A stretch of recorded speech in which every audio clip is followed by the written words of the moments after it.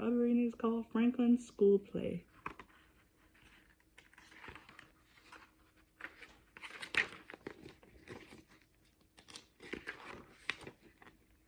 Franklin could count forwards and backwards. He could remember his phone number, his address, and the names of 6 different shapes.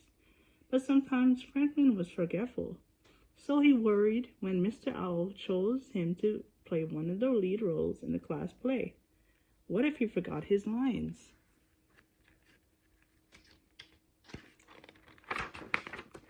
Every December, Mr. Owl's students put on a show that they made up themselves.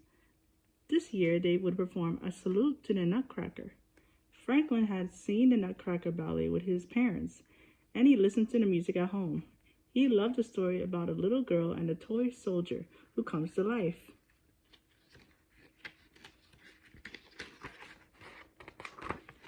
Franklin had a big part to learn. At home, he said his lines over and over again.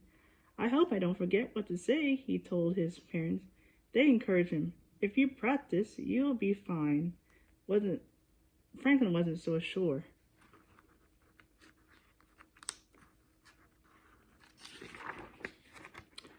The week before the show, there was a flurry of activity in the classroom. Everyone had an important job to do. Goose studied her lines. Beaver practiced her ballet steps. The musicians learned their songs. "Lovely, lovely," said Mr. Owl.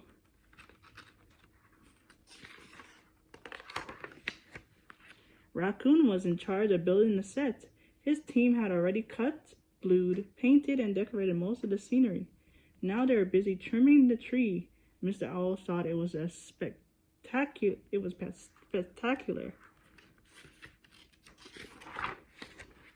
Bear was the costume designer. He and his friends created wonderful costumes with bits of this and that.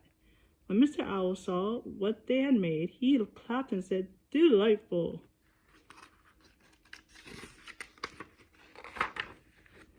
The cast practiced speaking loudly and clearly. Badger was a stage manager, so she prompted the players when they couldn't remember their lines.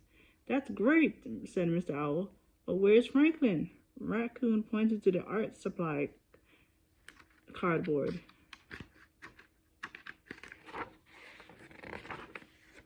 Franklin peeped out. "I need a quiet place to learn my lines," he said. "I get to the middle and then I forget." "Let's work on them together," suggested Mr. Owl. By the end of the day, Franklin could say his lines without missing a word. "Bravo," said Mr. Owl.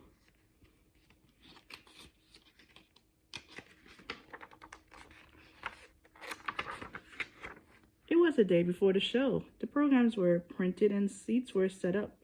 For the first time, the students would practice on stage. Mr. Owl directed everyone to their places. Rabbit thumped his feet in excitement. "Quiet, please," said Mr. Owl. Current time.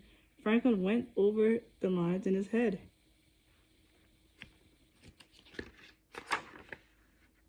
The curtain opened. Franklin was silent. Mr. Owl whispered, "It's time to begin." Franklin tried to talk, but his throat was tight. Every time he looked at the empty seats, he was scared. "Psst," said Badger. "I'll tell you what to say." But Franklin didn't need a prompter. He remembered the lines, he just couldn't say them out loud.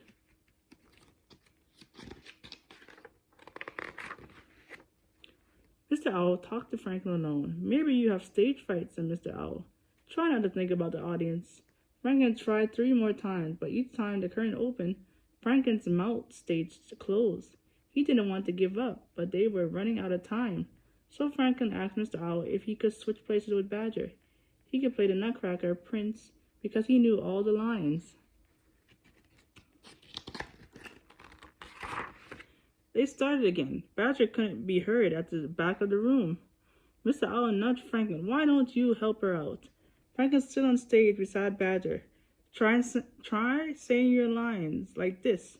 Franklin spoke in a booming voice. He meant to say just one line, but Franklin got carried away and said a whole speech. When he finished, everyone cheered. "You got over your stage fright," said Mr. Owl. "I guess I did." Franklin. Badger looked relieved. The next night, when the curtain opened, Franklin saw his family sitting in the front row. He took a deep breath. Franklin's first words were soft and raspy. "Keep going," he told himself, and he did. Franklin acted so well that he almost believed he really was the Nutcracker Prince. It was a marvelous show. After the finale, the audience gave the class a standing ovation. Franklin and his friends bowed 4 times. And that night, after a hot cocoa by the fire, Franklin passed the show program into his scrapbook. It was a night he wanted to remember forever. The end. Well, I hope you enjoyed the story today. I'll see you next time. Bye.